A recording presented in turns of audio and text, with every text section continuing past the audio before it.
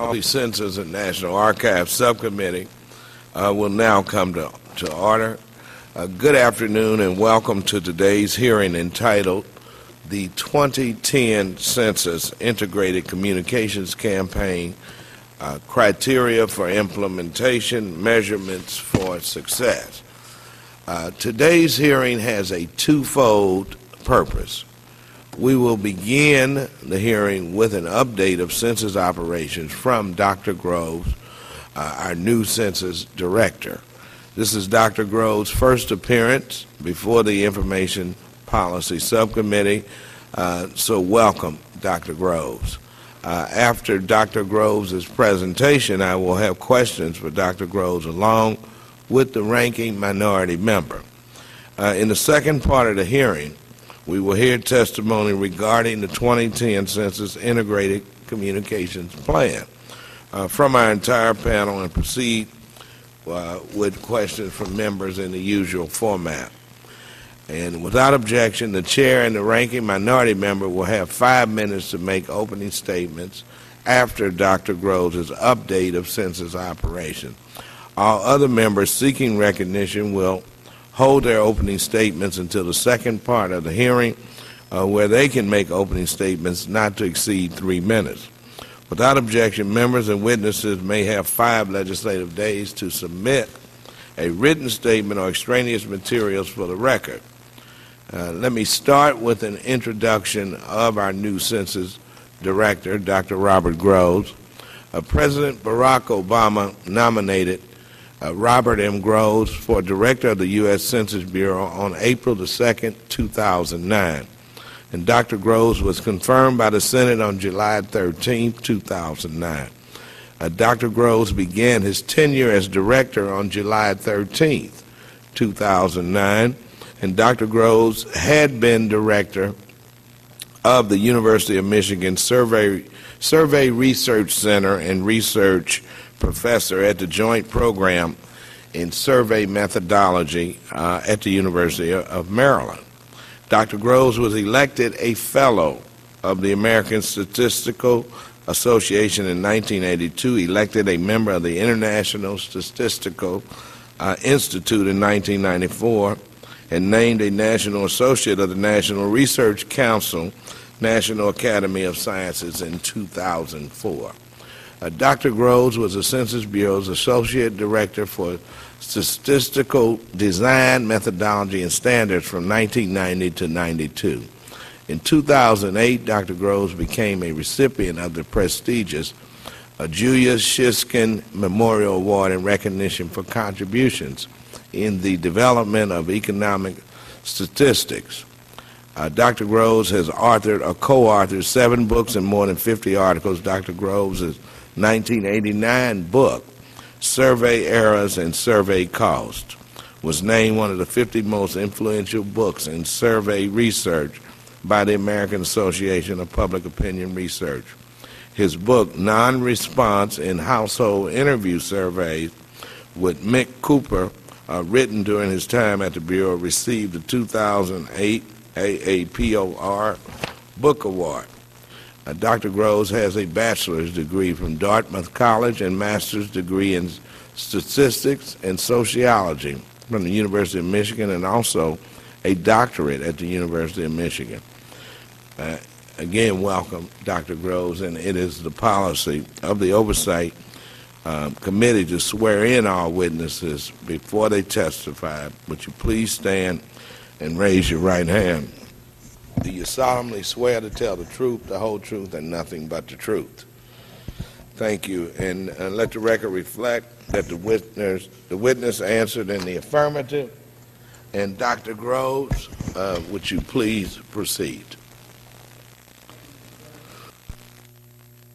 Be sure your microphone is on. There you go. There you go. Sounds better. Thank you. Chairman Clay, Ranking Member McHenry, and other members of the subcommittee, I appreciate this opportunity for being here. Upon my confirmation, I promised Congress and Secretary Locke that I would spend the first month of my directorship evaluating the key components of the 2010 census. I've done that. The reason for this, as you know, as this committee knows well, is that the difficulties with the handheld computer development in the middle of the decade required a major replanning. And many things have happened since those events in 2008, but I needed to take time to make my own professional assessment. Let me give you a sense of how I did this. Before I arrived, plans were in development to bring on two consultants, former Census Bureau Director Ken Pruitt and former Principal Associate Director John Thompson. They are in place. They were in place when I arrived, and I've used them greatly to help me on this risk assessment. I've also consulted with members of the National Academy of Sciences panels of the census. I've reached out to a lot of key academic scientists around the country and actually around the world with relevant technical skills. I've met with the staff of GAO, of OMB, of the Office of the Inspector General in Commerce. I've talked to project leaders of all our major contractors. I'm meeting twice weekly with MITRE Corporation contractors who offer independent evaluations of major census activities. And then I've had just tons of productive meetings with the administrative and technical leadership within Census. This has given me the basis of what I will report today. I have 4 different kinds of comments. I want to tell you my assessment of the 2010 census as a survey methodologist, the design on paper as it were. I'll go through some external challenges I see facing the 2010 census. I'll go through internal challenges, and then I want to report on changes I've made to census experimental programs. First, let's look at the design of the 2010 census. I can say with absolute assurance as a professional survey methodologist that if I wrote down the design features of the 2000 census next to the design features of the 2010 census, I would take the 2010 census in a flash. This is a better design, and I'm sure most of my colleagues around the world would agree with this. Why do I say this? Using only the short form of the questionnaire is a good idea. This should help encourage public participation. Sending bilingual questionnaires to 13 million households, a first for the census, is a good idea. We've known for decades that supplying people replacement questionnaires if they don't return the first one is a good idea. This should increase cooperation. And you know, I'm sure this committee knows, that there are 2 new questions in the short form questionnaire specially designed to improve the coverage properties of the census. These are good ideas. You also know that the master address file was updated throughout the decade, and that should give us a better set of addresses from which we do our mailing. A new operation called Group Quarters Validation that's going to go on in just a few weeks should improve the quality of our listings on crucial kinds of houses that are hard to cover, dormitories, multi-unit structures, and so on. And then, as this committee knows better than I, the additional funding provided by the American Reinvestment and Recovery Act is making a difference for our partnership and outreach activities in a major way. So with this kind of assessment, I say again, it's an easy judgment that most professionals would prefer the 2010 design, but a superior design doesn't make necessarily for a superior product. And so I want to speak to a set of challenges that I see remaining for me and my colleagues at the Census Bureau, and I'll start with a set of internal challenges. First, the replan of the census in 2008 brought on a new leadership team with fewer censuses under their belt than we've seen in past decades. This weakness, however, in my judgment, is countered by a much more formal and open and transparent risk management process that was adopted during the replanning. And to bolster this further, I've decided to continue vigorous use of external advisors, both through existing contracts and with John Thompson and Ken Pruitt. Further, I'm extremely fortunate to have Deputy Undersecretary for Economic Affairs Nancy Potuck, who was recently appointed, who's a former Principal Associate Director with whom I enjoy consultative relationships. Second, the second internal challenge, like a lot of federal agencies, the Census Bureau has experienced significant retirements in senior ranks. I'm especially concerned about this at the senior mathematical statistical ranks. While we're trying to aggressively recruit new talent, I will attempt to bring in some outside talent of that nature. Third, as you know, because of the replanning of the census away from the handhelds for the non-response follow-up stage, we are using a paper-based operations. The control system for those operations is being written as we speak with a talented group of programmers in Suitland. But this phase of development is very tightly scheduled, and it's worth concern. As you know, a recent GAO report called for a complete end-to-end test of this paper-based operation control system. And I've examined that recommendation and met with a lot of people about the testing process for this system. The current plan within the Census Bureau is to have an integrated test of core subsystems of the overall design. I asked for an outside review of the definition of what that core meant, and that review satisfied me that the definition does indeed represent what should be tested. There'll also be a large load test of this control system around Thanksgiving, which should attempt to simulate the full operational load. I've also asked that this test include real users at the skill levels of the users of the system during production. I've asked that the testing design include sequential testing of each of the planned releases of the software. We have at Census two simulated local census offices, one at Suitland and one in Stockton, California. There'll be key components of the test to make the test realistic, and I support that design. I should also note that we've created an internal review team over this software development, led by our new CIO, Brian McGrath. It also contains the Chief Technical Officer of Commerce and other experts. They've already provided value added, in my belief. 3 changes have been made based on their input that should improve the overall design and implementation of the software, and I look forward to other changes from the group. The fourth internal challenge is that at this day, on this day, we do not yet know the quality of the master address file. We're going to know that in a matter of weeks.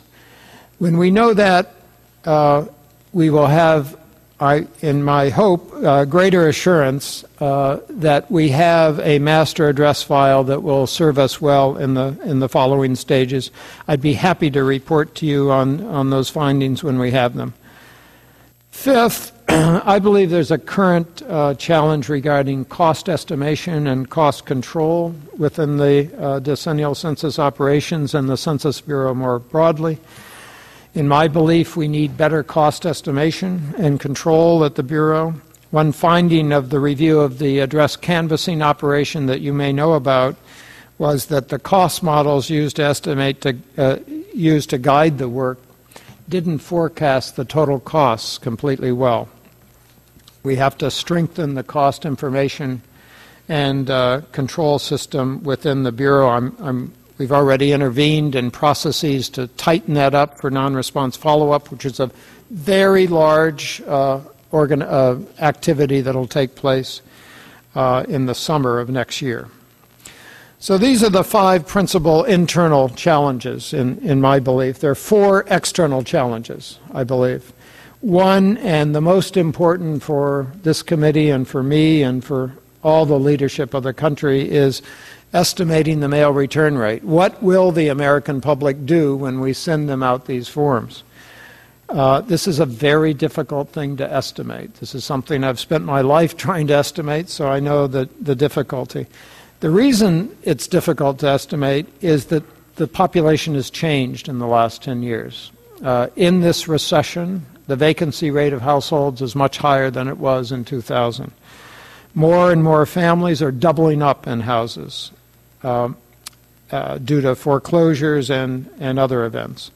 The rate of people experiencing homelessness is higher. And at the same time, we have a public debate and attention over immigration issues. And then 5, in other surveys that we've been doing, the response rates are declining throughout the decade. All of these things point to some difficulty in estimating what's going to happen when we mail out forms to the American public. Will they return them? That's a very important thing, as this committee knows, because for each 1 percentage point misestimation of that, large sums of money are involved in sending people out to follow up. So we have to get that right. That's a big external challenge. Second, we're in a new media environment relative to 2000. You know this well. More and more people get the news from non-traditional sources. We're doing all we can to learn about the blogosphere and how it's going to affect the image of the Census Bureau and the behavior of the American public. We've launched a media response team that's meeting every Wednesday morning to help us get the facts out about census in a way that may benefit the return rate. Third, there's a challenge for which I need your help. I'm asking members of Congress and all census stakeholders to work with us to ensure that the census is not tainted by intense political debates driving the news media. I can't stress this point strongly enough. If the public believes that the census data are slanted by partisan influence of one side or the other, the credibility of the statistics is destroyed. Once destroyed, the public trust can't be easily or quickly restored, and we're in deep trouble, both as a Census Bureau, as a census, and as a country, in my belief. The fourth external challenge is that we live in a digital environment that raises the threat of internet scams and cyber crimes like phishing and the widespread use of the Census Bureau logo and the brand. I've directed the Chief Information Officer of the Census Bureau to establish a team that unites our IT security officials with experts from the private sector, and I'd be happy to report on this in the near future about how we're going to swoop in on fake websites that appear to be Census Bureau websites during the census. Those are the internal and external challenges. Let me tell you 4 things that I've done to change features of the experimental program in the census. Number 1, the first concerns the Census Coverage Measurement Program, which is used to measure differential undercount. As you know, this design has come under some criticism by the National Academy of Sciences, and that has to do with the very late interviewing start. This is the mechanism by which we measure the quality of the census. I'm concerned about the quality of the recall of where people were on April 1 when they fall into the sample. I'm concerned about the quality of the matching operations. I have brought together a group of statisticians from around the country to give us advice about how to beef up the quality of the measurement of the census coverage program at the risk of the sample size of this. This is a trade-off decision, but in the professional judgment of the statisticians that I've been consulting, it appears that we can build a better quality estimate of the census if we cut some of the sample and put more money into the quality of the measurement. Second, we'll develop a master trace project that will follow cases through the census cycle. This will be a research tool to understand the trade-off of operations and the quality impacts. Third, we will mount an internet measurement, a re-interview study for the census that will focus on how people behave differently when they fill out a web questionnaire versus a paper questionnaire. This will be a critical component of looking forward about how we use internet measurement. And then fourth, we will mount a post hoc administrative record census using administrative record data systems we have within the Census Bureau, micro-linking them to returns in the census to ask the question, if we had done an administrative census in 2010, what kinds of people would have been included, what kinds of people had been missed, and how are the data reported? How are the attributes of people reported versus their self-reports, or comparing their self-reports to administrative records? So I've gone through internal and external challenges and also have given you 4 changes I've made. The internal challenges, the uncertainty that I'm most concerned about are the programming tasks on the paper-based operations control system and the not yet known quality of the master address file. But I want to emphasize this as strongly as I can. These uncertainties, Mr. Chairman, are swamped by the uncertainties about how the American public are going to respond when we send out this questionnaire. And is this that we should focus on, I think, as the leadership of this country, because this is the single most important thing we can coalesce around to improve the quality of the census. My clock is not working, and I don't know how I'm doing on time. You're doing just fine, Mr. Director. Let me say a few things about the communications plan, and let me know if I'm going too long here. I want to turn to the integrated communications plan because I know you're interested in this. You know why this is important because it's a chief tool to improve the mail response rate, to address differential undercount, and to assure at that last stage when we send out enumerators to knock on doors that people will understand why they're there and will cooperate with them. Now, I understand before I came on board, the subcommittee had a briefing on this program. I think it was last spring.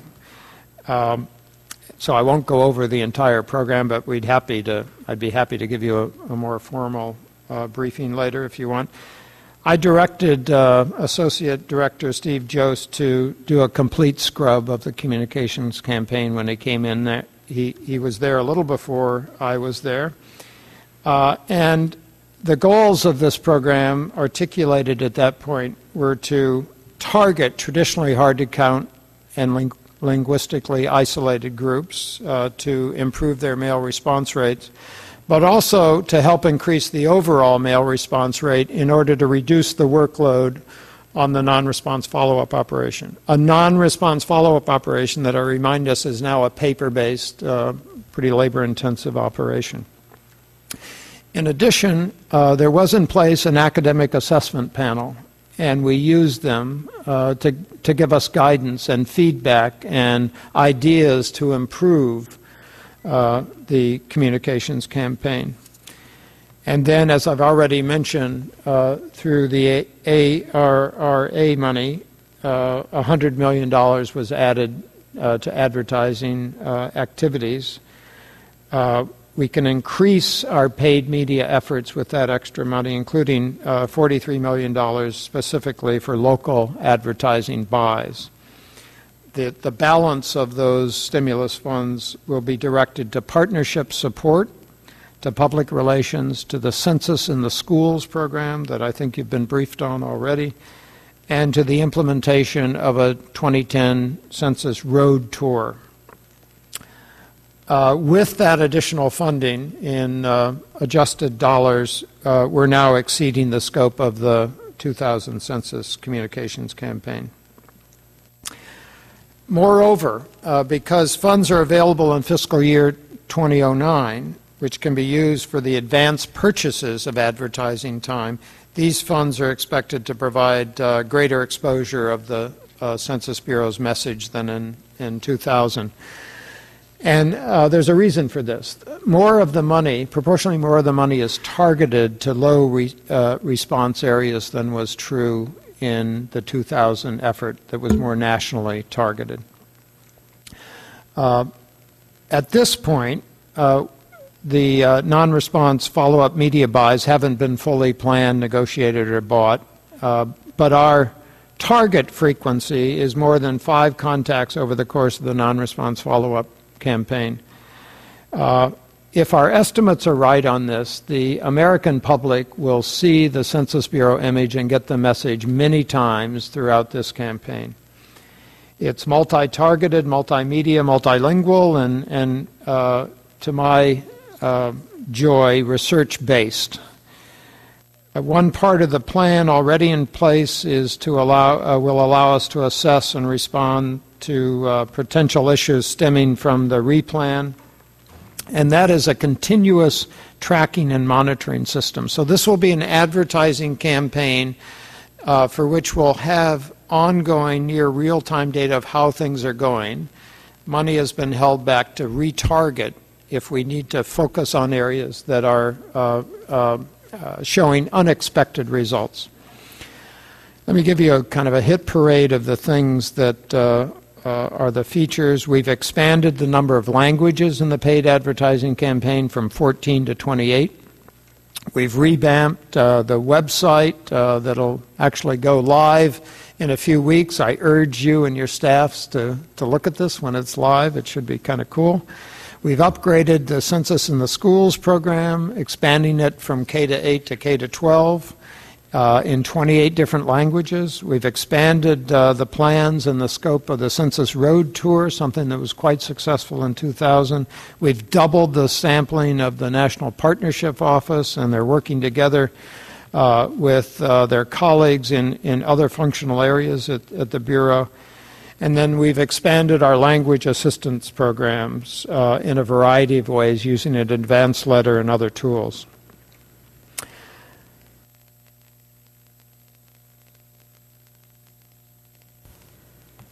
Mr. Chairman, Ranking Member McHenry, you asked in a recent letter, I think it was September 9th, that you sent to me for updated budget estimates for advertising among the specific population groups. We are in the middle of seeking RFP responses and trying to achieve those targets. We're reviewing and finalizing the creative decisions for use of the ARRA money. And we're in the middle of, or we're launching media negotiations for national and local advertising buys. We think by late October or early November we'll be in shape to give you all of the details that you deserve and you'd like to know, and be happy to meet with you at that time. Those are my remarks. I'm happy to be here with you, and I thank you for your interest and be happy to answer your questions. Thank you so much, Dr. Grove. Let me go to the ranking member now. We will each ask a series of questions, and then we will then call the rest of the panel forward. So I'll recognize Mr. McHenry. Well, thank you, Mr. Chairman, and thank you for holding this hearing. And nice that we can have a bipartisan hearing, and we're all equally interested in what the Census Bureau is doing in terms of communications and preparing for Census Day, which is just 6 months away, less than 6 months away.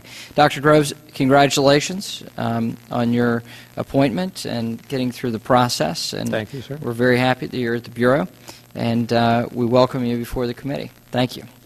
And I also do want to take a moment and thank you for your decisive leadership when it came to the issue of ACORN.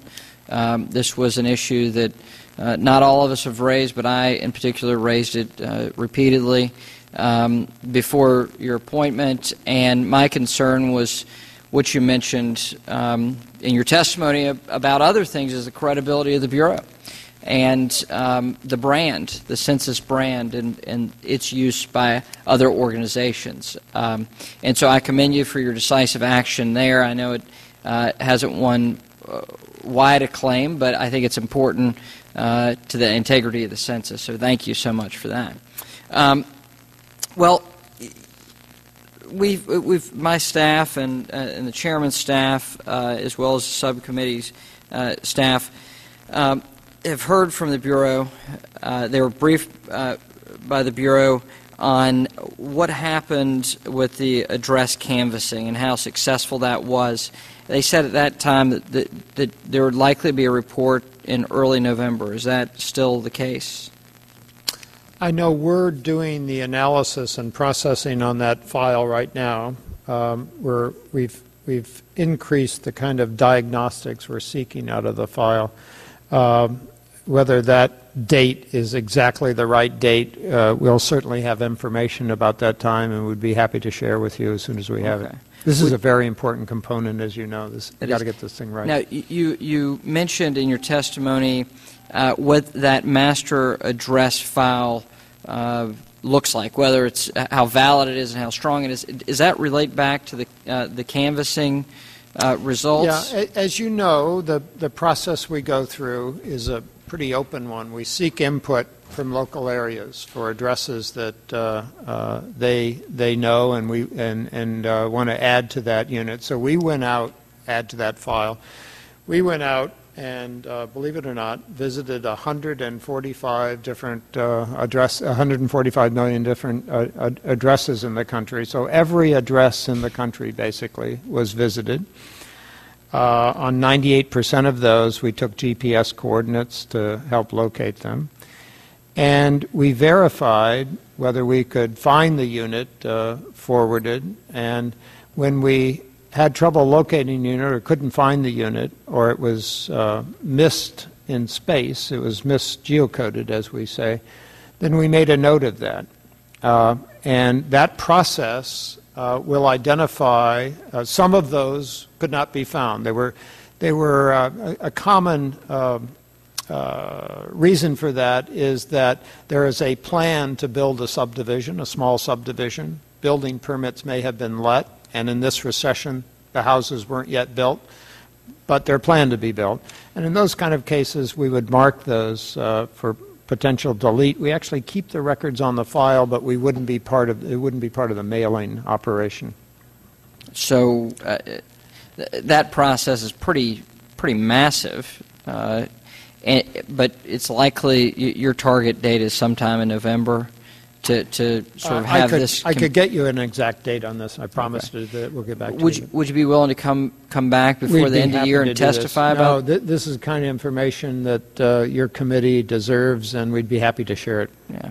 Well, thank you. I appreciate it, and we'd hope to have you back, a time or two before March of next year as well, to make sure that we're sort of up to date. We know what needs to be communicated and what other members of Congress can help communicate for the Bureau as well.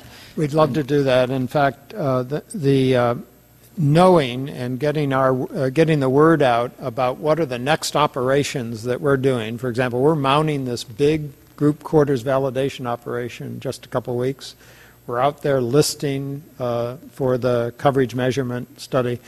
And the more we get the word out through you and receive your questions, I think the better the whole country is for the census. And I'll have additional questions on the communications effort, but there's one story that a constituent told me. He said that he was working in his yard one day, and an individual gentleman came by and said, is this your just was walking down the street and had a handheld and said, he said, is this your house? He says, who are you? I said, I'm with the Census Bureau, and we just need to confirm your address.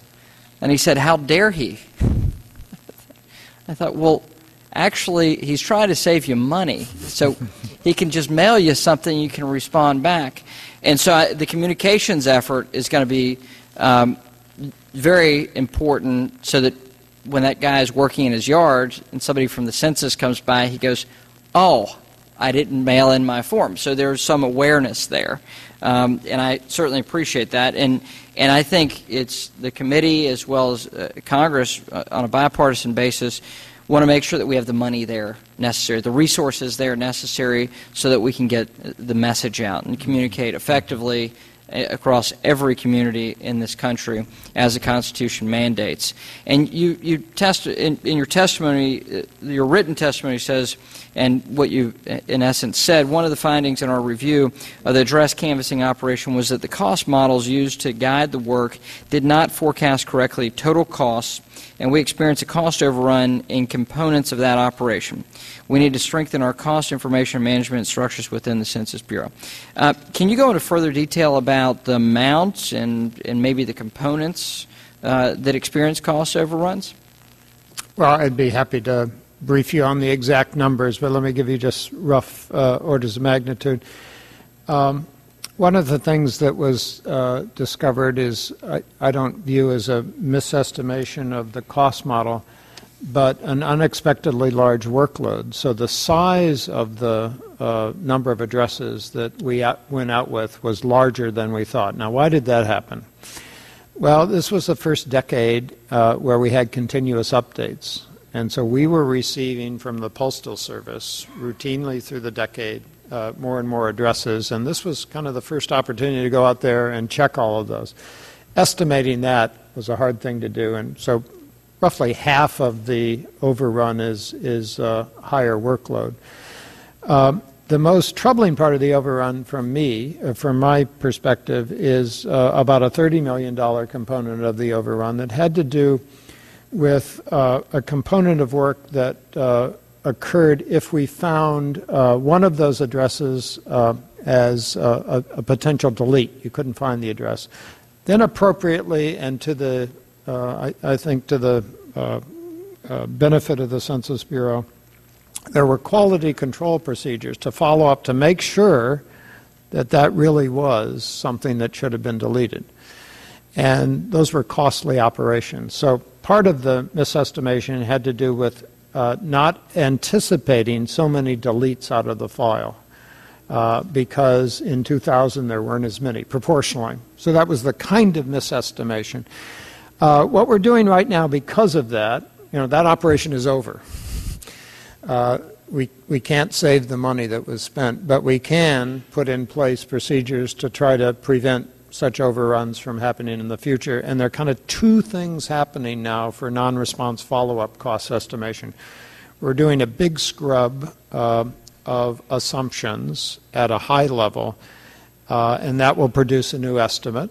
And then we're going to bring in folks at the operations level and build what some people term a bottom-up cost model. We're actually going to have two cost estimation procedures, and when they don't agree, we're going to fight about what's the right assumption. And I think that fighting is really a healthy kind of thing to zero in on the cost. Mm-hmm. And so this is basically what you're going to do for the estimated $15 billion, the billions that are going to be spent next year. Well, you're taking this model. This will be about a $2 billion component related to non-response follow-up. This is the May, June, July big push. Okay. And so there are some lessons out of that. One you mentioned before is that you had, that Mr. Metzenborg mentioned in his testimony, which was that you had highly qualified applicants and you didn't have to have those additional interviews. And so you could foresee some savings next year on not having to have multiple interviews and, in essence, people not wanting to stay with the job or dropping out. Let me tell you something. I've been going across the regions now, and in every region that I've been to, the story is the same. This horrible recession we're going through has a benefit for us, and the benefit is more applicants of better quality, and once they're hired, they don't quit. They work as many hours as they can possibly get. This is all very good for us. Mm-hmm. That lesson of address canvassing we got, and it's adjusting targeting for hiring of non-response follow-up. I guarantee you that. Okay, so those assumptions are and you're going to have some more estimates going forward for this committee? Absolutely. Yeah. We'd be happy to share things with you. Mm-hmm. This is tough work. I don't want to say it's easy. Because you're making predictions about future behaviors that you can't really observe. But we're going to do it honestly. We're going to use multiple methods, and we'll Well, I thought that how was a it's career you've chosen for yourself. Well, I know. It is a career. Estimate, yeah. As a component of this, are there any specific ideas for controlling these costs that you could give us as an example? Yeah, there's a real easy example on the thing we were just talking about. Okay. Yeah. Every survey organization, every census around the world hires more people than they think they need to do the job, right? Mm-hmm. And we don't need to do as much of that as we thought we did at the time of AgCan, so we can reduce those hiring and training costs in a major way. Thank you. And I was just informed very politely by the chairman is that little red light does mean something. So yeah, I yield back the no time that I have remaining. Thank you, Mr. Chairman. Thank you, Mr. McHenry, and your colleague, Mr. Westmoreland, kind of more bluntly reminded you. Let me also follow up with how Mr. McHenry started and say that in a private phone conversation, I commended the director for his prompt action that he took with ACORN. Let me publicly state that I agree with the director's position as far as removing ACORN from the 2010 census. You took prompt action, and they had become a distraction. So, very good, and I support your actions. Let me ask you about the what actions do you plan on taking for the non-response follow-up operation to avoid similar cost overruns to those experienced during the address canvassing operation? Anything different?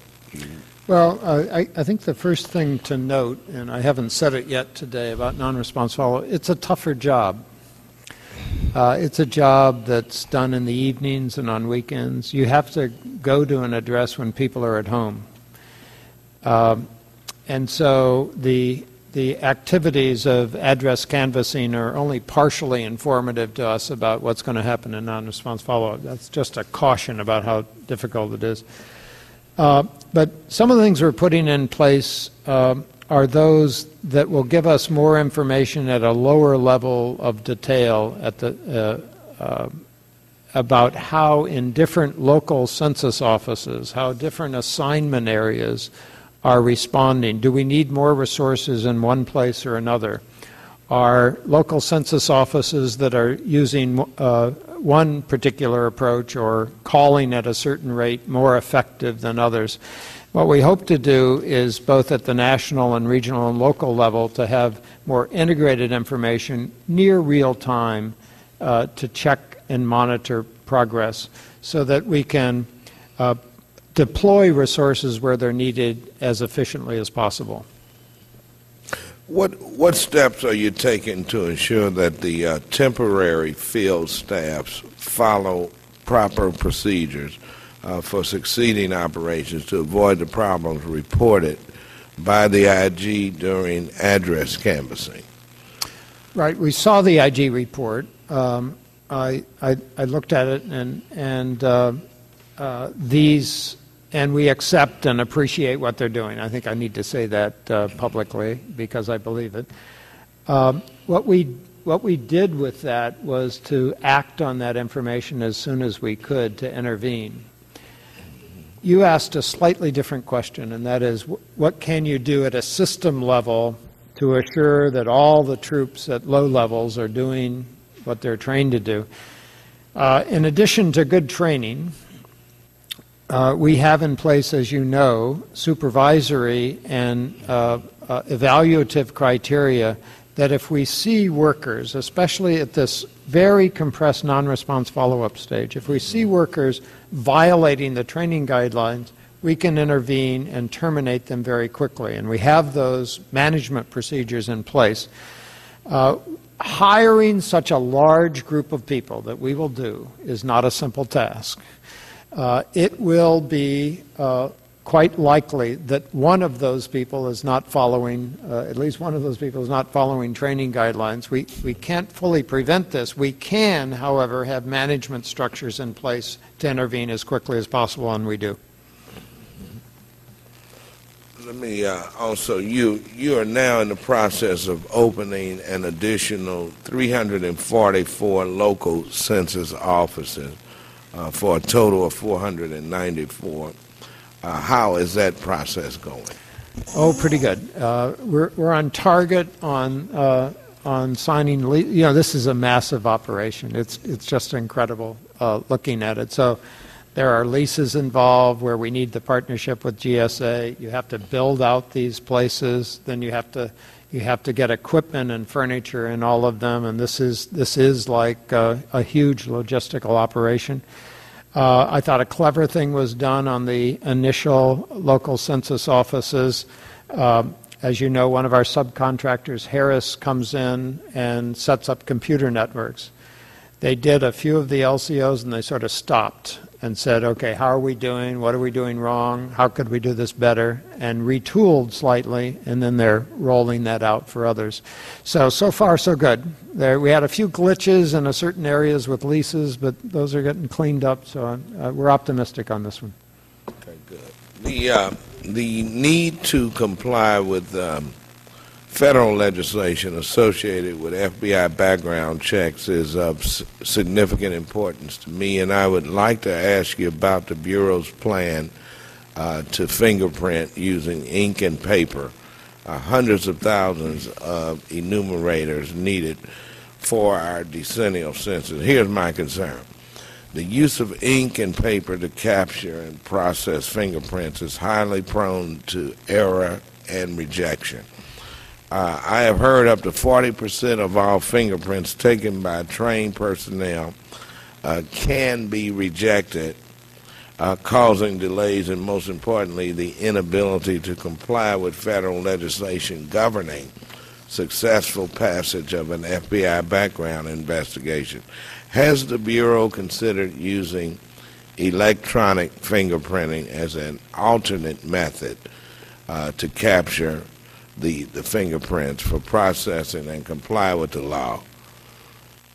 Well, I wasn't there, obviously, Mr. Chairman, but I've been briefed on a review. There was indeed, and I could get you a report on this if you want, an attempt to evaluate the purchase of electronic measurement devices. The cost of those for an effort as massive of the hiring that we're going through was judged to be not worth the quality enhancement or the speed enhancement. And so, in a way, the address canvassing operation was a test of this paper-based fingerprinting, and let's evaluate the test. So I'm told going into this, instead of the 40% figure you just cited about rejects, we were anticipating about 30%. The actual number was 22%. And when we diagnosed, so why should we put up with 22%? Can we do better? There are people working on improved training for the people taking the fingerprints on this. This is two cards, two separate cards we're taking per person to see if we can get better at that.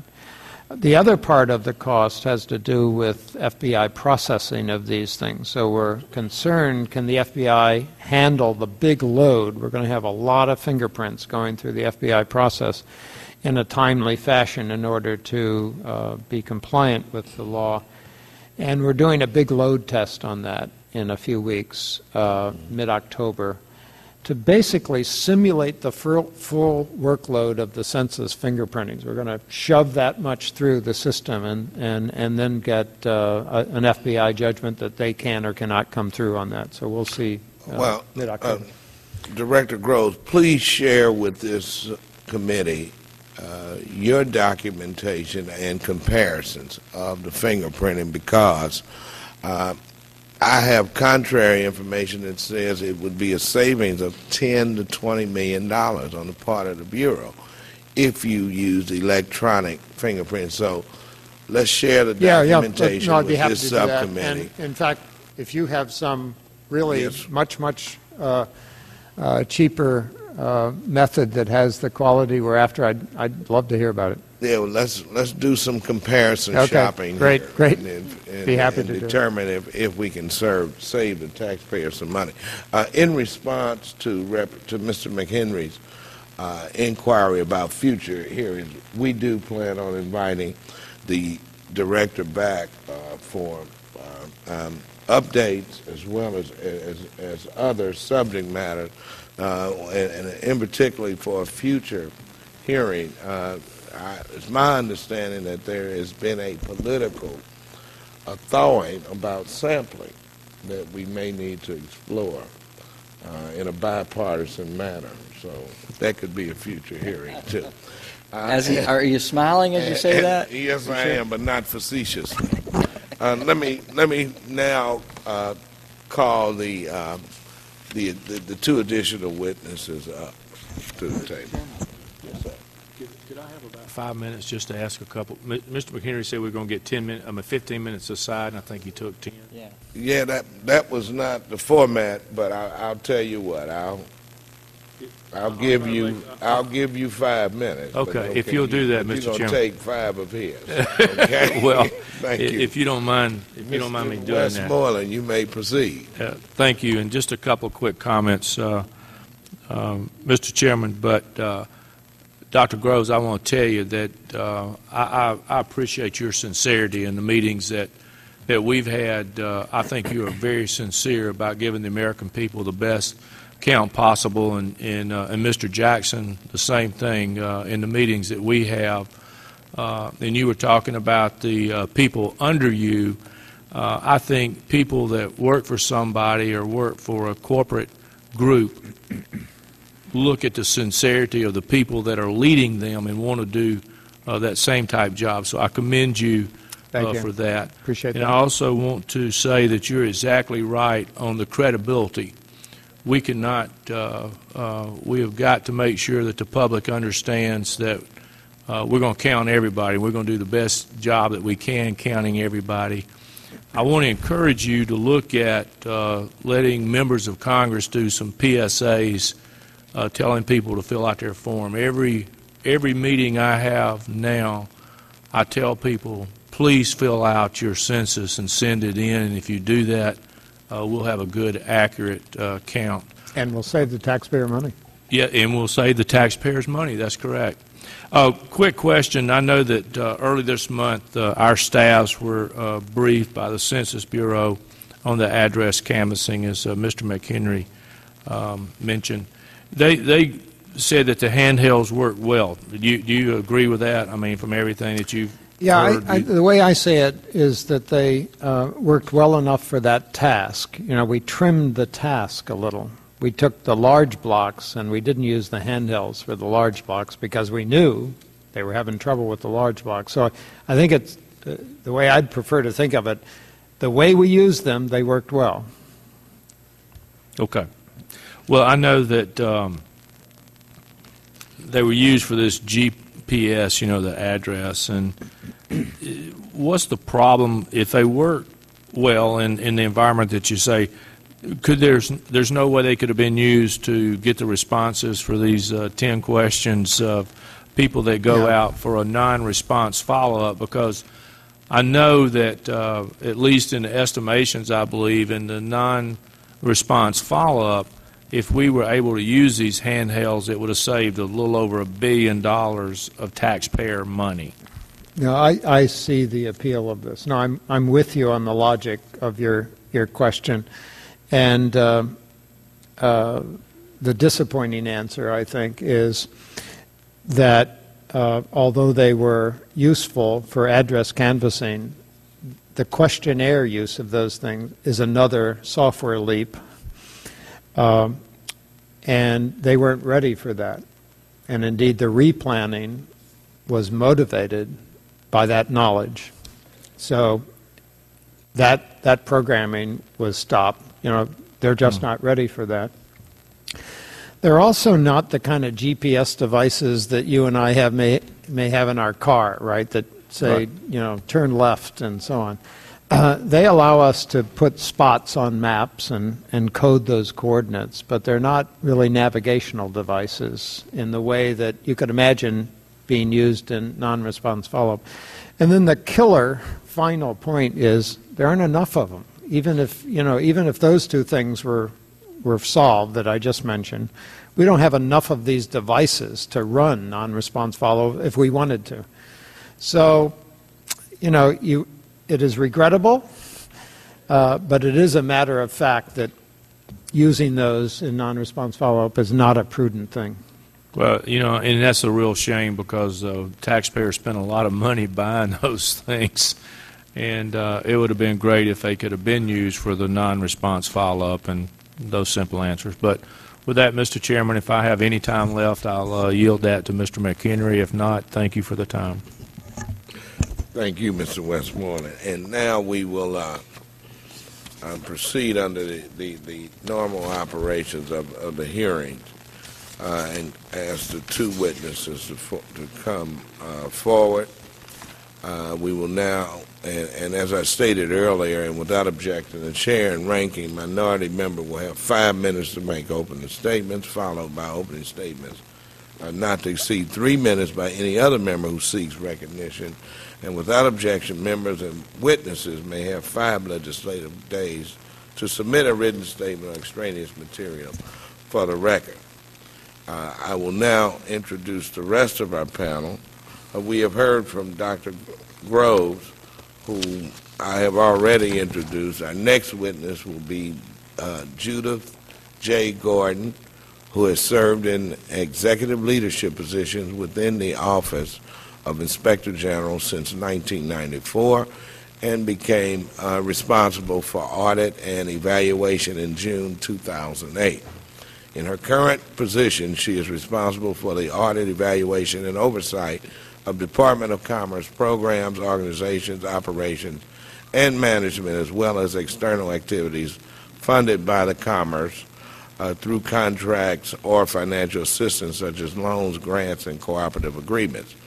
Prior to this appointment, Ms. Gordon served 14 years as Assistant Inspector General for Systems Evaluation, where she led a staff responsible for the review and oversight of commerce, information technology systems, policies, programs, and contracts. Ms. Gordon also served as Director of OIG's Systems Evaluations Division from 1991 to 94. Ms. Gordon received a BA in Economics and a master's degree in Public Policy from the University of Michigan, and completed the coursework for the doctoral program in economics at American University. Our third witness will be Mr. Jeff Tarkasian. I got it right, Tarkasian. Executive VP of Draft FCB, the prime contractor of the 2010 Census Integrated Communications Campaign. I want to welcome our entire panel to this hearing, and as is the policy of the committee, we swear in all witnesses. Would you please stand and raise your right hand? Do you solemnly swear to tell the truth, the whole truth, and nothing but the truth? Thank you. You may be seated, and let the record reflect that all witnesses answered in the affirmative. Each of you will have 5 minutes to make an opening statement. Your complete written testimony will be included in the hearing record. The yellow light will indicate that it is time to sum up, and the red light will indicate that your time has expired. Dr. Statements you want to make at this time? I'm happy to hear the testimony of my colleagues. That will be good. Okay, Ms. Gordon, you may proceed with your opening statement. Ranking Member McHenry. Sure, your microphone is on. Push that button. There you go. Thank you. Chairman Clay, Ranking Member McHenry, and members of the subcommittee, I am pleased to be here today to discuss the Census Bureau's management of next year's... Ms. Gordon, would you pull the microphone closer to you? There you go. Of next year's decennial census and communications campaign. We recognize the challenges faced by the Bureau in this enormous yet critical task. Oversight of the 2010 census has been a top priority of the Office of Inspector General. Today I will focus my remarks on 3 areas. 1, the significant issues we have identified over the past decade in key census operations. 2, the problems discussed in our first quarterly report to Congress last month. And 3, our ongoing review of the Bureau's communications campaign and partnership program. Over the past decade, we have found critical shortcomings in such areas as contracting, address lists, systems development, and enumerating hard-to-count populations. These challenges remain to this day. Our audit of award fee and contract type on field data collection automation resulted in several improvements when the contract was renegotiated. This occurred after the well-publicized decision to abandon use of handheld computers for non-response follow-up. We have focused considerable attention on address canvassing, as this is key to a successful census. In our observations nationwide, we found essential procedures not followed. The Bureau quickly directed the field to correct the problem, but at that point, over half of the operation had been completed. Quality control is critical to identifying and correcting errors when address listers do not follow procedures. While our review is not yet complete, we found that quality control employees were unable to make certain address list corrections when needed. Our first quarterly report to Congress examined the Bureau's program management limitations. While risk management has improved over Census 2000, specific limitations in program management systems and data hamper its ability to plan and manage the census. Examples include the lack of integrated, objective measures of cost, schedule, and progress, unreliable cost estimates, and late risk management activities. Further, Census stopped reporting the risk associated with its handheld computers as a key issue in its monthly status reports to Congress, the Department, and OMB, even though the issue had not been resolved. This lack of transparency cast doubt on overall reporting accuracy. Finally, we have been monitoring the Bureau's communications campaign, including its contract, as well as the partnership program. While we continue to assess the challenges, the Bureau's management appears to be going well. We have, however, noted some delays in getting promotional materials to local offices. The partnership program is a related component of the communications campaign. Census used $120 million in Recovery Act funding to hire an additional 2,000 individuals to increase partnerships in hard-to-count communities. We will be looking at how well Census uses its vastly increased partnership staff. In conclusion, the Bureau is taking positive steps to increase the mail response rate and participation of hard-to-count populations. With the limitations in its project management systems, Census faces significant challenges in assessing progress and forecasting cost and schedule overruns for the duration of the decennial. Major areas we intend to watch going forward include the quality of the master address file, the use of the communications campaign and partnership staff, the Bureau's progress in developing automation for non-response follow-up on a highly compressed schedule, and components of the enumeration process. Mr. Chairman, this completes my summary, and I would be happy to respond to questions. Thank you, Ms. Gordon. You don't worry about the clock. You did fine. You did well. And you were under 5 minutes. Mr. Tarkasian, you are next. Mr. Chairman, Ranking Member McHenry, members of the subcommittee, Team Census 2010 thanks you for the opportunity to speak with you today about the Integrated Communications Campaign for the 2010 Census. I am joined today by a colleague at Draft FCB, Mark Hall, but I also want to recognize the contributions of our subcontractor partners without whom this campaign would be impossible to execute. A few of them are Global Hue, DXposito, Global Hue Latino, IW Group, Allied Media, and G&G Advertising, who have all tirelessly worked on behalf of the campaign. The topic you requested for today's testimony is criteria for implementation, measurement of success. From the very beginning of the contract, literally all of the activities that the team has been focused around have to do with achieving successfully the 3 goals of the campaign. And just to remind us, they are increasing the overall mail response, delivering an accurate census and reducing the differential undercount, and finally encouraging cooperation with enumerators. Everything that we are doing has begun aligned with those goals, and everything we continue to do remains aligned. Absolutely everything we have done is research-based. Our approach to ensuring success has been to listen and learn from others and incorporate that learning into the campaign. For example, learning from the consumer through very extensive quantitative and qualitative research. We've had 2 phases of communication strategy testing, 2 phases of creative concept testing, the Census Bureau's own segmentation analysis, our census barriers, attitudes, and motivators studies have all contributed to a vast amount of consumer knowledge. Learning from the opinions and knowledge of stakeholders, that of advisory committees, that of oversight, including members of this committee, Congress, Senate, and the Department of Commerce. Learning from analyzing the 2000 Census program and its achievements. Learning from the Census Bureau itself, the fresh perspective of new leadership at the Bureau, as well as field, headquarters, regions, and local offices. We've had extensive learning from third-party sources, and I'll just name a few of these, from Simmons Market Research, Pew Research, Competitrack, and Yankelovich, and learning from the recent Academic Assessment Panel report and its recommendations. And finally, there's the learning from each other and our own professional experience in developing and implementing integration communications plans.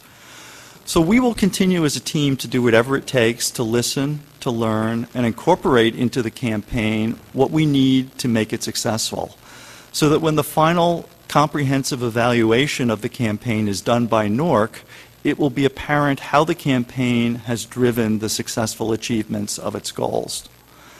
Today, I'm pleased to report that we remain on track to deliver the campaign to the marketplace in January.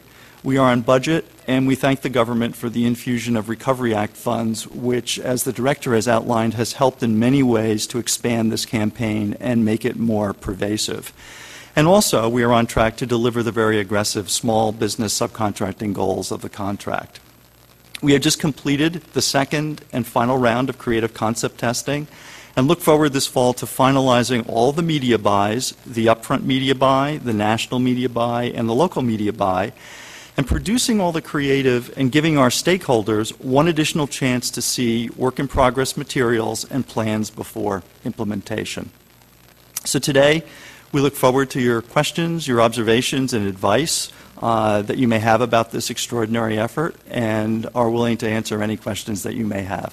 Thank you. Thank you so much for those presentations.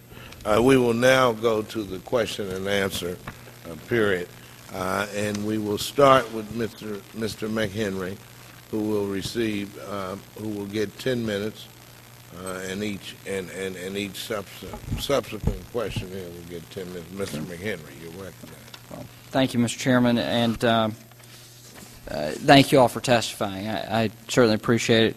And the overall concerns about the communications effort, I raised with the Bureau back in July, I believe. We wrote a letter about the contract and making sure that we have some reasonable congressional oversight over this process. I mean, it is hundreds of millions of dollars. It has had a substantial increase, and I believe rightfully so.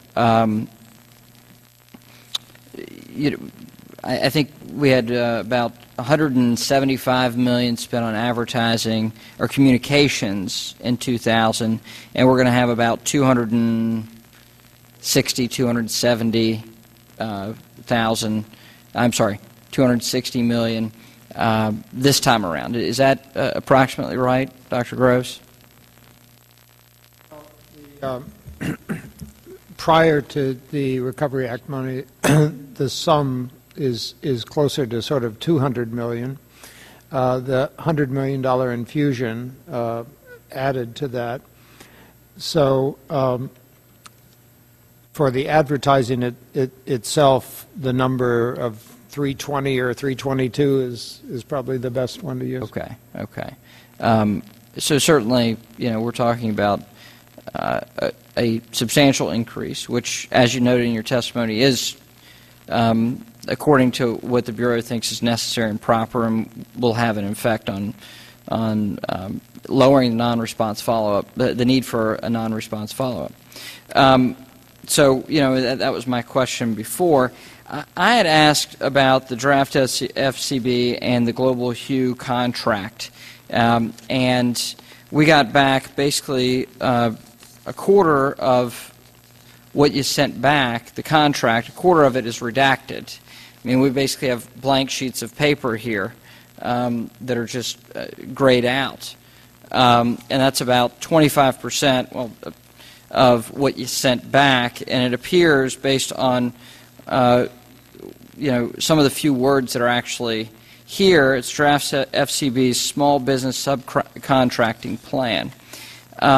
My question is about how Congress is able to provide oversight over this when we can't even get a document that isn't full sections being redacted.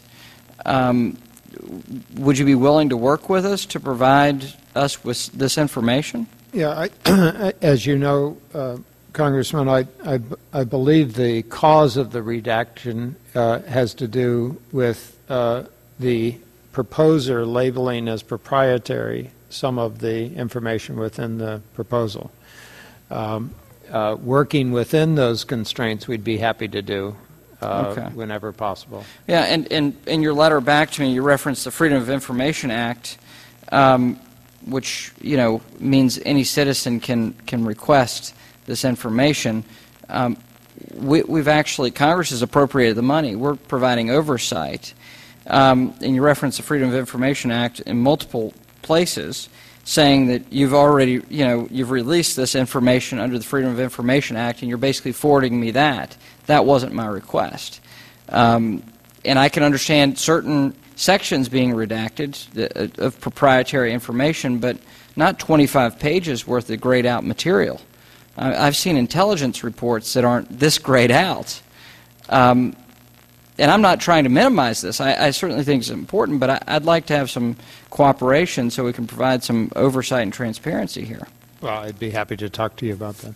Okay. I would really appreciate it. And, I mean, you've been shown every sign of willingness to work with all interested parties, and I do appreciate your leadership, and I'm not really here to sort of beat up on you on this. I just would like to have some knowledge beyond what was sent here. I mean, it's almost laughable, the number of redactions we have here. And even furthermore, our committee outlines what we what we're requesting as best practices, and this is something that the committee puts together. It's not a Republican or a Democrat thing, but it's documents responsive to the request should not be destroyed, modified, removed, transferred, or otherwise made inaccessible to the subcommittee. Neither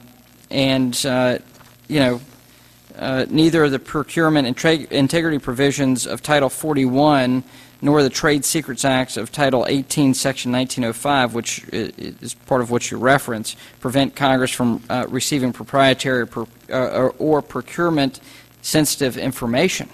So, I think providing us with that information is reasonable. Additionally, Draft FCB and Global Hue and their parent company, Interpublic Group, have a pretty troublesome legal history.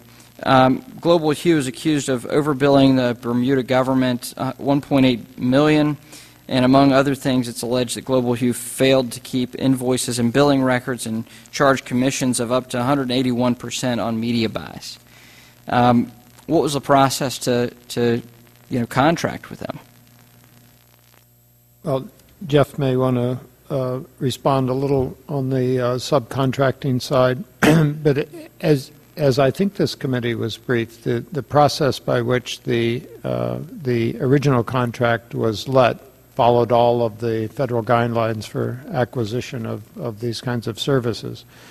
And there are in place, as you know, Congressman, the kind of oversight, financial and service delivery oversight that's specified by federal acquisitions. So those things are in place. The reference you're making, I believe, is to an earlier behavior on the part of one of the subcontractors. Mm-hmm. Yes, and they also, draft SCB lost a contract with Walmart over allegations of overbilling, and Interpublic was fined $12 million by the SEC for accounting fraud. So, Mr. Tarkasian, would you like to respond to that? Let me answer your Global Hue question Mm-hmm. first, and then I'll Sure. subsequently answer the other questions. Global Hue, as well as all the other subcontractors who are part of this contract, went through a process before we were awarded this contract to identify their expertise, their willingness to work with us, their personnel, the backgrounds of their personnel, their skill set, their financial acumen, their past experience working on the Census campaign, which was important for a variety of the subcontractors. We took into account a whole number of factors in putting together our list. The other thing to realize is that there were a number of other firms like ourselves who were in the marketplace to team up with other subcontractors at the time. So we faced a competitive environment as well as did everybody else in that many of the subcontractors teamed up with other players and therefore were unwilling to team up with us or vice versa. So I want to reassure you that we did go through a very rigorous process. The Bermuda situation is something that just came about, was not part of the background when this contract was awarded or when the contract was being put together. As for ourselves, just to set the record straight on Walmart, there was a solicitation by Walmart. It came out of our Chicago office. We run this out of our New York office. And our parent company did a thorough investigation of that, and their investigation showed that there was no illegal activities, no improprietary activities on behalf of our company relative to the Walmart contract. Okay. Certainly appreciate you addressing that. And for, I guess, the question for you, in general, some of the stuff that I don't see in the contract, one standard part is a media buying fee. You know, there's certainly a percentage for the purchase of media. What is that percentage you're charging? Actually, by contract, there is no media commission. Media is handled 100% on a pass-through basis. So therefore, the only cost connected with media buying is the actual labor involved with making the actual buy. But there is no media commission in the contract. Okay. So it's zero. Okay. And there's just simply a handling fee, in essence, for labor. That's correct. Okay. All right. Okay. Well, thank you so much for your testimony, and thank you for addressing those issues as well. And I appreciate you taking the opportunity to fully put those things to rest. Thank you. Thank you, Mr. McHenry. Mr. Tarkasian, let me ask you about the, could you discuss with the subcommittee the trade-off between the cost and benefits of paid versus earned media? Do you have any opinion about that? Yes. Generally speaking, a key difference between paid media and earned media is that in paid media, you completely control the message, and you control not only the message itself, but where that message is placed, what time, et cetera, et cetera. Earned media is kind of the opposite. You place a message out into the marketplace and you try to direct it in a certain channel in the hopes that you do end up with the message expressed the way you'd like the message to be expressed in the channels in which you'd like them to be seen. The value of earned media is that it has credibility that paid media does not have with target audiences, because earned media is viewed as coming from trusted voices as opposed to paid media where the population knows that the advertiser actually pays to have that message put into programming. Thank you for that response. How do you respond to members of your academic assessment panel suggesting that the grassroots efforts needs to be enhanced as opposed to the paid television media plan? Why not use less expensive media that may be more appropriate in reaching specific groups, especially those hard-to-count populations? One of the messages or one of the recommendations of the academic assessment panel was to step back and take a look at the division of spending, the allocation of money between paid media and the partnership efforts. And as I think many of you know, in the Recovery Act funds, there is an increase to the partnership effort, or rather sizable increase to the partnership effort resulting from the Recovery Act spending. We do believe that we are reaching the right allocation between partnership support materials, which is what our role is in this, and the paid media spending. Even the paid media spending is dramatically skewed toward ethnic populations, multicultural populations, the hard-to-count population. In fact, an order of magnitude, there is approximately where we're heading is that roughly 20% of the population speaks another language other than English in terms of their consumption of media, but that's actually where close to 60% of the dollars are likely to be channeled, whereas only 40% of the dollars are likely to be channeled against the 80% of the population that consumes media in English. So I think the combination of partnership activities and what is being done in the way the paid media effort is being planned are together surrounding the hard-to-count populations and motivating them, hopefully, to participate. Now, will that include, will those lopsided amounts be included in the American Recovery and Reinvestment Act money also that you all received? The numbers that I just quoted reflect the total amount of the base plan plus the Recovery Act together. And what we were able to do so far is take the Recovery Act money and skew it disproportionately toward the ethnic, multicultural, and hard-to-count audiences to arrive at those numbers. You know, this is a real reversal from a couple of years ago. I mean, when things were tighter with the census budget and different groups started weighing in with this subcommittee, they were all fearful that they were losing ground in the communications campaign. So you are here today to tell me that it has been reversed and that it is now geared towards those hard-to-count communities.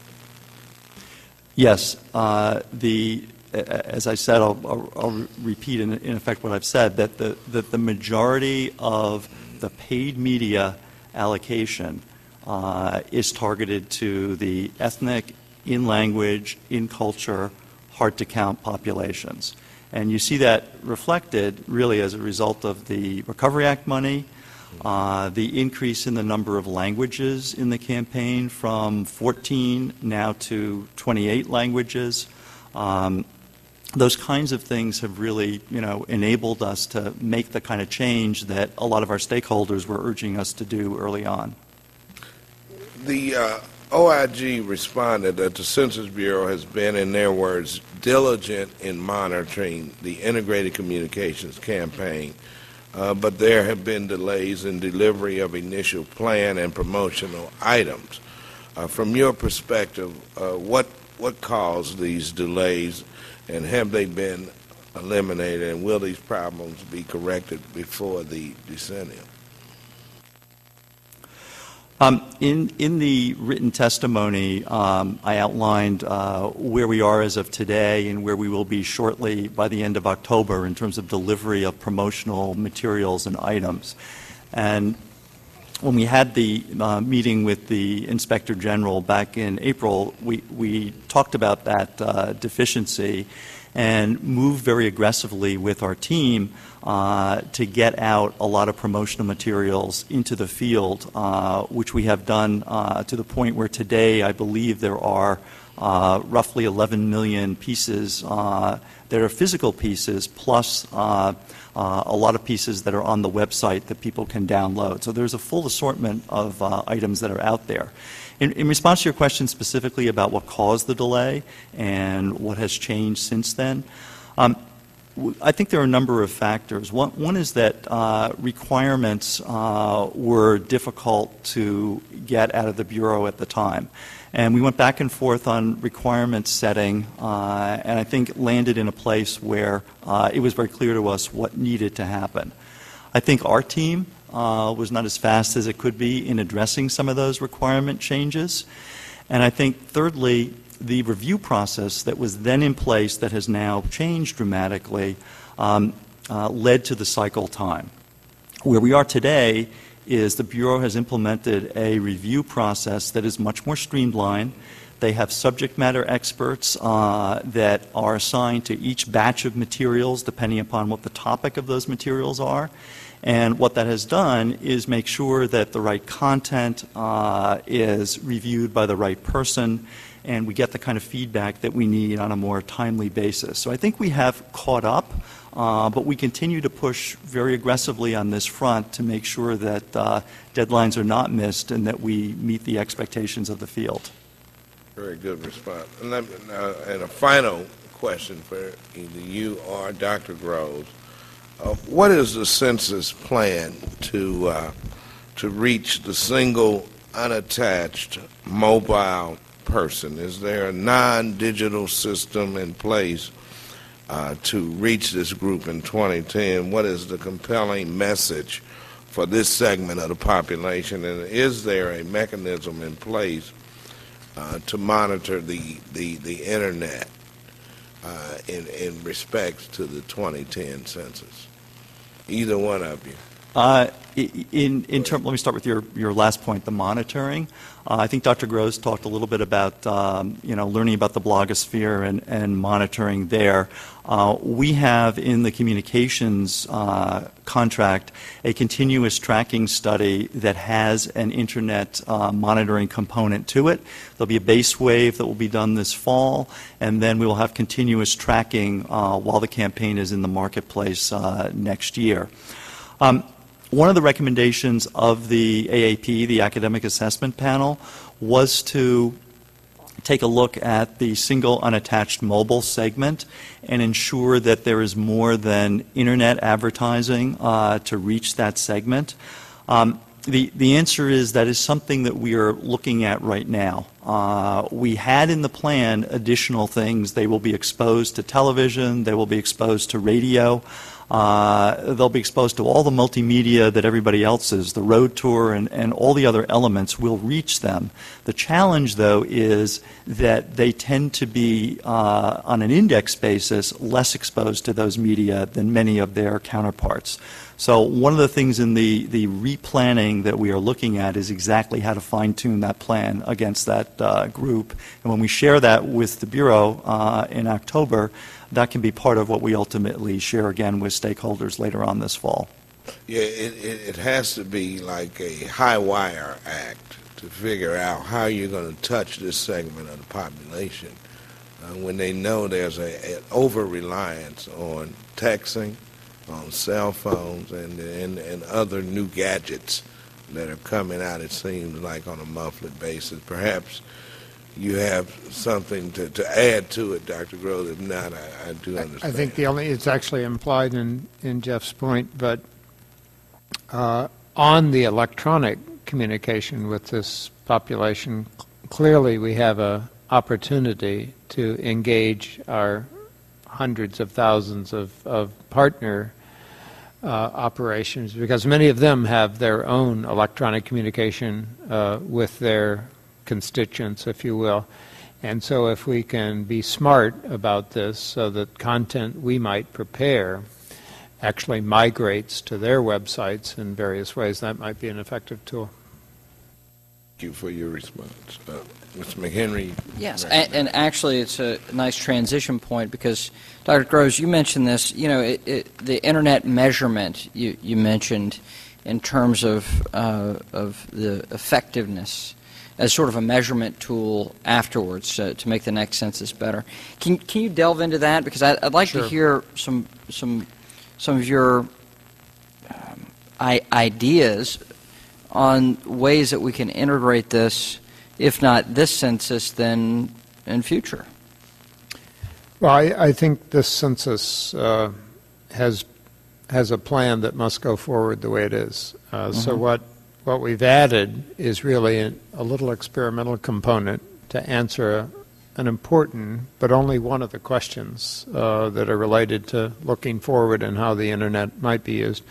And that is, do we as humans react to questions on a web questionnaire in different ways? And this is part of a much larger research agenda that's going on around the world. There's all sorts of work going on how you can portray web measurement effectively so that people answer as carefully and as well as they can. That's the focus of this particular test. But looking forward, I think it's safe to say, and I think this is a unanimous opinion in the field, that we can't imagine a 2020 census without an internet component. This is actually, I think, a very easy judgment to make. The harder judgment is how do you best integrate it? And that's hard because you and I don't know what the internet of 2020 is going to look like. It will not look like the internet of 2010. I think that's a safe bet. So all of these new gizmos we have will be old-fashioned by 2020. And the wisdom that we all require, I think, is choosing a course of planning and cycle testing so that we have a use of an internet in 2020 that is the optimal use of that internet of 2020. This is hard. I think we have a wonderful vehicle at the Census Bureau now, the American Community Survey, which could indeed be used more or less as the space shuttle is used to add on little experiments throughout the decade to inquire when a new gizmo is created within the internet, is that going to be useful for us to measure the American society one way or the other? And if we're good about this, we can choose the right role of the internet. One thing that I think is important to note, the findings of survey methodological research around the world on internet use are not particularly wonderful in terms of whether the response rate increases greatly with an internet option. It is the biggest disappointment to my profession right now. We had great hopes that if I offered you an internet option versus a paper questionnaire, you'd go immediately to the internet option. People are not behaving the way we thought. This is a problem for us. So this will not be a panacea for 2020. It should be a useful tool and an armament of other tools, but by itself, at least at this point, the internet of 2010 is not that tool. Is internet advertising a component of the plan as it now stands? Internet advertising, paid internet advertising, social media, getting our presence on other people's websites, you know, any way you look at it, having a strong presence on the internet, including our own website, is a key component of where we're headed. Very good. Very good. Now, you mentioned the American Community Survey. Can you take a moment to explain the American Community Survey and whether or not you think it's effective and important? Well, as you know better than most American citizens, Congressman, the American Community Survey had as its seed the long form of the census. So a wonderful, as I mentioned in my testimony, wonderful property of the 2010 census is that we're asking Americans to do a much shorter, simpler task than before. Yet, at the same time, this Congress and earlier Congresses have passed many laws that require the measurement of certain attributes of the population in order to redistribute funds. Every question in that roughly 69-question questionnaire has a law sitting behind it that you and your colleagues have passed. And that is the tool that allows us to administer those laws, or allow different agencies to administer those laws. Now, it has one other benefit, and that is for small business owners, for small town mayors, they were cheated in a way in past census designs. They had wonderfully rich data once every 10 years, but only once every 10 years. And now we're supplying those towns and those decision makers at very small levels of geography more up-to-date information. This is a wonderful, grand, new thing that the society is going to get. It's going to require a lot of education of local people on how to use it wisely. So we have a big education task ahead of us. But once it soaks into the society, this is a wonderful thing for all of us. All right. Thank you for touching on that. There's been some discussion and debate about the need for it, and I certainly agree with you that it is preferable to the long form. I think just experience, in terms of the average American's experience, and the response rates we've seen. And it's going to be very fascinating, and I'm sure you're interested to see the outcome of response rates without the long form as a component. Yeah, no, it's going to be fascinating. Yeah. Well, thank you for your testimony. Thank you for addressing those two questions that are just of interest to me, and appreciate your willingness to be here today. And thank you, Mr. Chairman, for your leadership. Thank you so much, Mr. McHenry, and let me thank the panel for their testimony today. Again, Dr. Groves, it's so good to have you here in this initial hearing. Believe you me, there will be other invitations to come back, and we look forward to you coming back. We certainly look forward to the sharing of information between the Bureau and the subcommittee on the fingerprinting issue. And without objection, I will submit an opening statement for the record, and any